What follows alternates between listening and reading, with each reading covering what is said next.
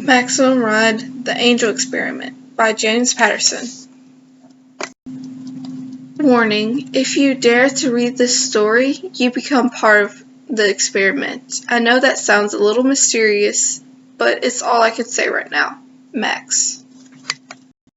Congratulations. The fact that you've read this means you've taken one giant step closer to surviving till your next birthday. Yes, you, standing there leafing through these pages, do not put this book down. I'm dead serious. Your life could depend on it. This is my story, the story of my family. But it could just as easily be your story too. We're all in this together, trust me. I've never done anything like this, so I'm going to jump in and you try to keep up. Okay, I'm Max. I'm 14. I live with my family, who are 5 kids, not related to me by blood, but still totally my family. We're kind of amazing. Not to sound too full of myself, but we're like nothing you have ever seen before. Basically, we're pretty cool. Nice, smart, but not average in any way. The 6 of us, me, Fang, Iggy, Nudge, the Gasman, and Angel. We were made on purpose by the sickest, most horrible scientists you could ever possibly imagine. They created us from an experiment, where we end up only 98% human. The other 2% has a big impact, let me tell you. We grew up in a science lab prison called the school, encaged like lab rats. It's pretty amazing we can think or speak at all, but we can, and so much more. There was one other school experiment that made it pass in fancy. Part human, part wolf, all predator. They're called erasers. They're tough, smart, and hard to control. They look human, but when they want to, they are completely able to morph into wolf men, complete with fur, fangs, and claws. The school uses them as guards, police, and executioners. To them, we are 6 moving targets, prey, small enough to be a fun challenge. Basically, they want to rip our throats out and make sure the world never finds out about us. But I'm not laying down just yet. I'm telling you, right? This story could be about you, or your children.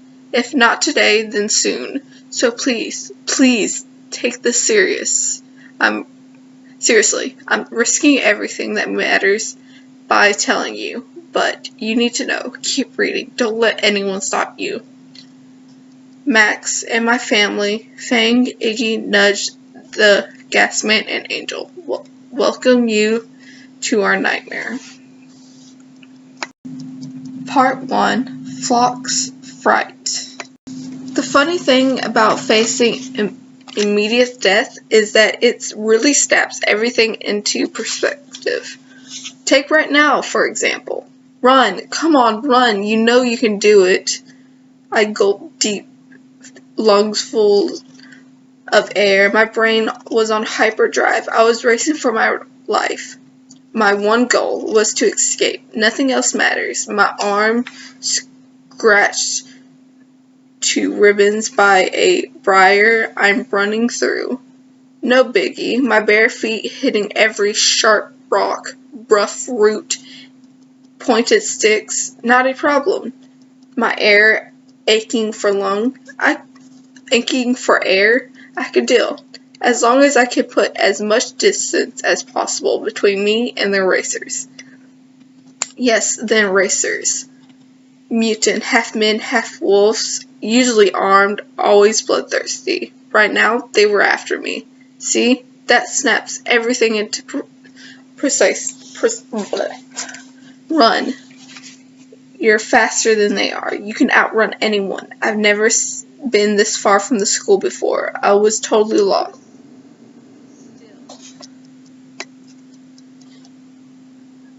Still, my arms pumped by my side, my feet crashed through the underbrush. My eyes scanned ahead anxiously. Through the half-light, I could outrun them. I could find a clearing with enough space for me to... Oh no, oh no.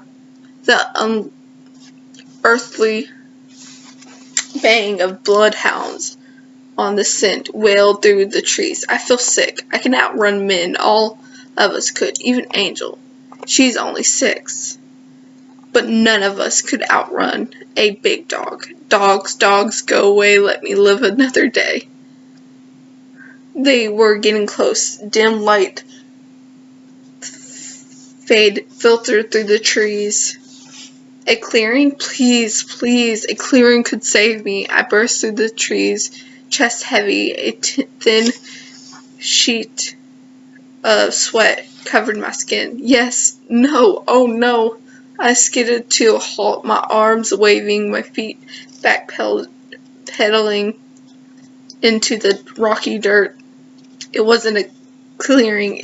In front of me was a cliff, a sheer face of rock that dropped to an unseeable floor hundreds of feet below.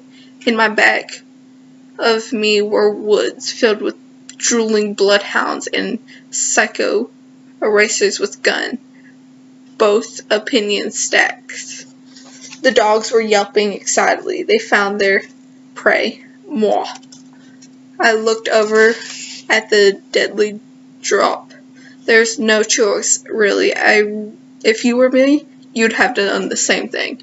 I closed my eyes, held out my arms, and let myself fall over the cliff. The racers shrieked angrily. The dogs barked horrifically. And then all I could hear was the sound of air rushing past me. It was so dang peaceful. For a second, I smiled.